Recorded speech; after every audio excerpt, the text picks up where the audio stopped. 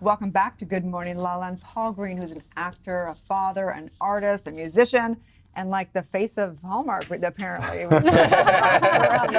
Cary Grant. Very good. We've got some handsome people on the couch today. How are you? I am really good. I'm happy to be here this morning with you guys. So on your little bio and Instagram, it says, as I read, a man hears what he wants to hear and disregards the rest.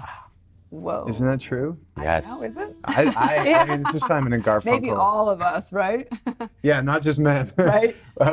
Mankind, womankind, we hear what we want to hear and disregard the rest. Yeah, it's how do we listen? We sort of listen for what we want to hear. And I'm all about learning to listen for the reflection that really serves you the highest or causes you to make those adjustments in your life. So I have really good friends that are amazing listeners, but also reflectors and mirrors back to the parts of me that maybe I don't want to see. And so that Simon and Garfunkel lyric speaks to me. Love that. So, Paul, when did you listen to the true calling that was to live this life as an artist, to pursue acting and music? When was that moment for you? That's a great question. I was living on a farm in northern Canada, and somehow at 15 I saw Bloodsport, which is a Jean-Claude Van Damme movie. Yeah, I remember that movie. And Prince, The Purple Rain at the same weekend. So I found music, martial arts, and acting in like the same weekend, and I'm from a very small town. And so I put myself in martial arts and stopped eating sugar, and the day I got my license at 16, I put myself in acting school because I kept waking up in the movies, in my dreams, on the farm, but fighting with Jean-Claude. Wow. At 16. And it just was meant to be. And I put myself in school at that age. So, but what's that journey been like for you since you came to Hollywood? Well, I came first, it took me all over the planet because someone found me for modeling in high school. So I was still studying in New York with Stella Adler, Uta Hagen, Susan Batson. But I had this insane modeling career with Tommy Hilfiger, J. Crew, like Saks, Armani, every designer you could probably think of in my like early 20s. And at the same time, I was like a monk. I was just meditating and reading a Bible and playing guitar and like no sex. I was like abstinent from 18. So you're like a unicorn. I'm a I'm like, who is this man? pretty much a unicorn. My entire life. No, You're taking what? I'm just kidding. At 18, this girl was like a model. She was a super Christian, and she had a guitar. And I was like, she bought me a guitar and a Bible, and I like became celibate to my wedding night, like 7 years later. Wow. Yep, not with her, but with somebody else. That's an incredible story. I know, though. but that kind of guided me through Milan and Paris and Tokyo and London when everyone was partying and doing drugs. And I was like literally learning to cook, learning music, got my pilot's license at 21 and like started investing. Like honestly, my commitment to God at 19, 20 years old is the thing that kept my focus and gave me a foundation for what's an amazing life that I'm living now. I love that. There's a quote that I love, which is, love God and do what you want. Because when you love God, you do godly things. Right. It just happens easily, effortlessly, because you want to.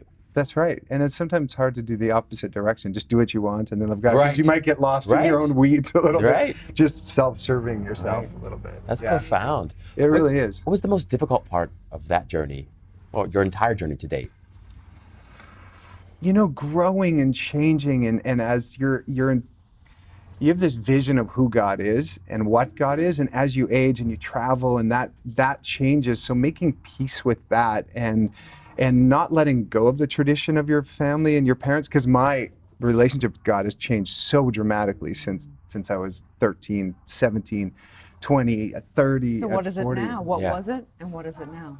It was much more fear-based, I think, when I was young. Fear And thy Lord. right, fear Yes. God, and making it sort of into like a place called heaven. And now it's so much more about relationship and daily like connecting with people and sharing what I feel is really important, which is loving one another. So it's much more about feeling that other people have to learn what I know, and much more about acceptance and grace and love rather than fear. It's definitely been the journey from fear to love, is the whole journey. Has that helped you with the rejection that comes with a life in the arts?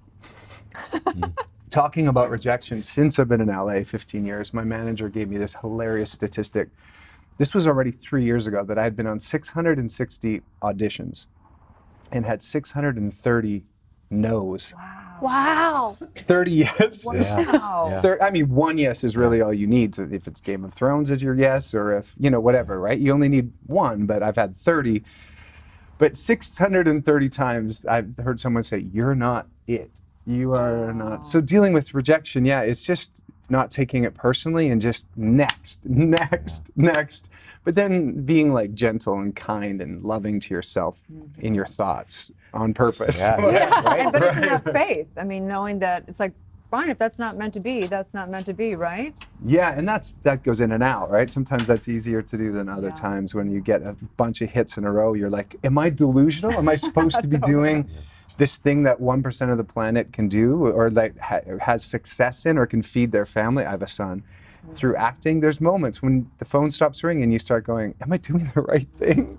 Great question. So how do you both figure that out and then stick to what you figured out? Because I think it's tempting and seductive to step out of your integrity and step out of the alignment that you have with the divine and do something the world is telling you to do, because it might allow you to be more successful.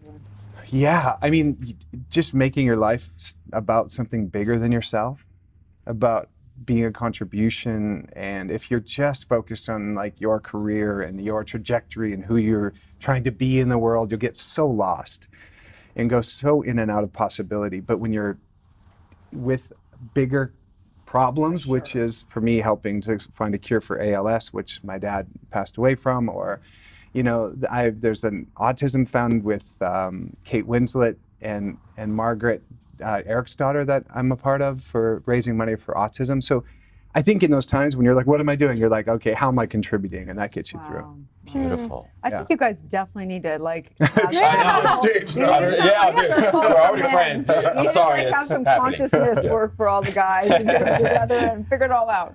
Yeah, it's wild, and it's especially interesting to me that you've sort of been able to stick to this North Star that is the divine, that is God, in the midst of what is often feels probably like a very chaotic, conflict-ridden world and industry. Yeah. Right?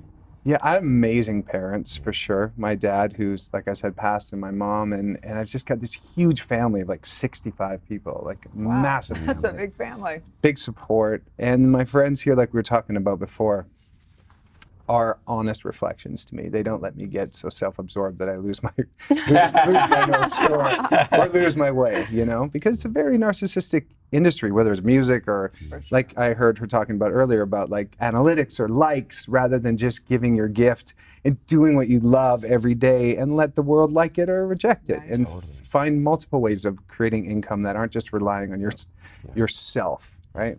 But you are launching a new album. Yes. We're really excited. Could you play a little piece for us? Yeah, sure. wow. This is I was in Joshua Tree, which where everyone goes when they want to get deep. And this guy was this meditation retreat.